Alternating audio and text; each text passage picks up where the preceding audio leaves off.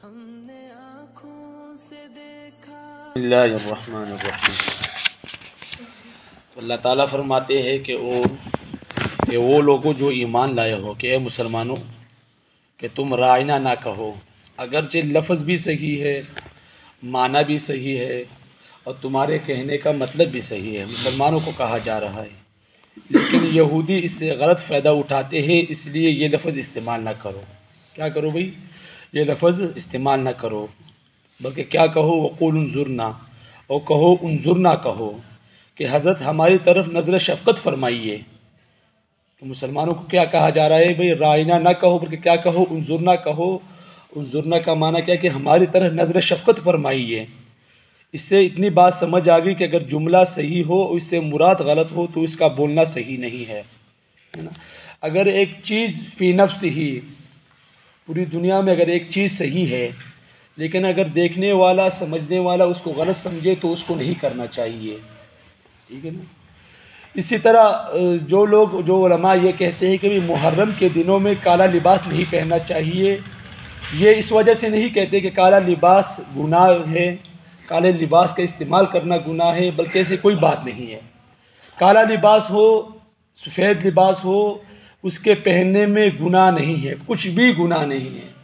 لیکن ہاں یہ بات ہے اگر آپ محرم کے دنوں میں خاص جب کالا لباس پہنیں گے تو دیکھنے والا یہی کہے گا، وہ کچھ سمجھے نہ سمجھے، اس کے دل میں یہی بات آئے گی کہ بھئی یہ شیعہ جا رہا ہے، یہی سمجھے گا۔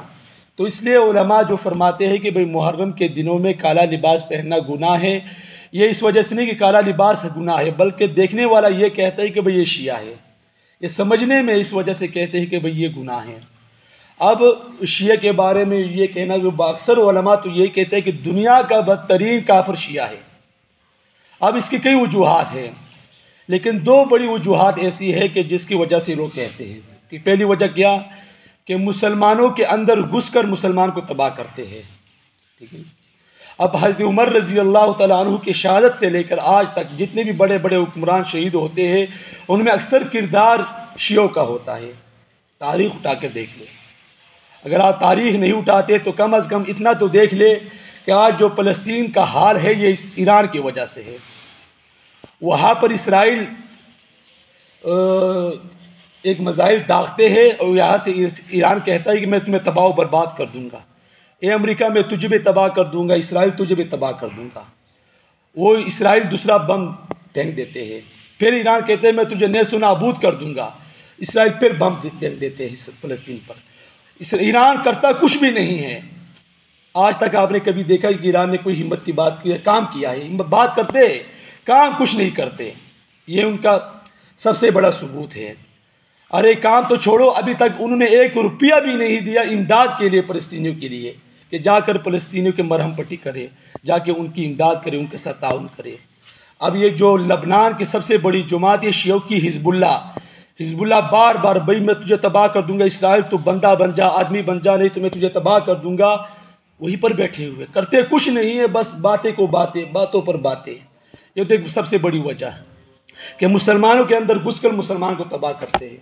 اور دوسری بڑی وجہ کہ اللہ، پیغمبر، صحابہ، حضور صلی اللہ علیہ وسلم کی بیویوں کو گالیاں نکالتے ہیں، اور ننگی ننگی گالیاں بکتے ہیں۔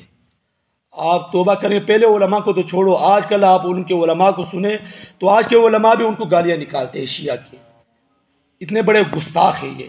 اللہ کے بارے میں فرماتے ہیں کہ اللہ کبھی کبھی جھوٹ بھی بول لیتا ہے، نعوذ باللہ۔ حضور صلی اللہ علیہ وسلم کے بارے میں فرماتے ہیں کہ بھئی اصل میں وہی تو حضرت علی کی طرف آنی تھی، غلطی سے ان کی طرف چلی گئی، حضور صلی اللہ علیہ وسلم کی طرف۔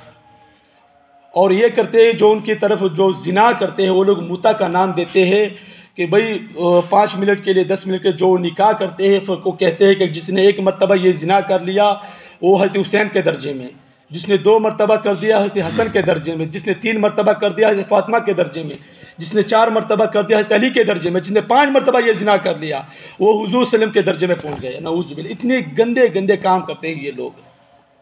تو یہ 2 بڑی وجوہات ہیں جن کی وجہ سے علماء فرماتے ہیں کہ کائنات کا بدترین کافر ہے۔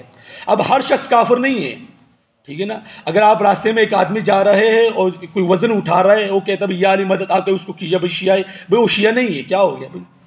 شیعہ ہے، وہ جو گالیاں بکتے ہیں، گندے گندے کام کرتے ہیں، غلط غلط طریقے سے وہ جو گالیاں بکتے ہیں، وہ شیعہ ہے بھائی، وہ کافر ہے۔ ہر آدمی کافر نہیں ہوتا، کافر کا فتویٰ لگانا بالکل آسان ہے لیکن اس کو ثابت کرنا بہت مشکل ہے، ٹھیک ہے نا؟ تو اللہ سے دعا ہے کہ اللہ عمل کی سمجھ کی توفیق عطا فرمائے۔ تو یہاں سے کہا بھائی کہ اگرچہ فی نفسی کالا کپڑا پہننا بالکل جائز ہے، آپ پہن سکتے ہیں، ہر موسم میں پہنے، گرمی میں پہنے، سردی میں پہن سکتے ہیں، لیکن محرم کے دنوں میں اس لیے احتیاط کرے کہ وہ شیعہ پہنتے ہیں تاکہ ایک مسلمان آپ کے بارے میں یہ نہ گمان کر لے کہ آپ شیعہ ہو گئے۔ تو اللہ سے دعا ہے اللہ عمل کی سمجھ کی توفیق عطا فرمائے۔ واقعہ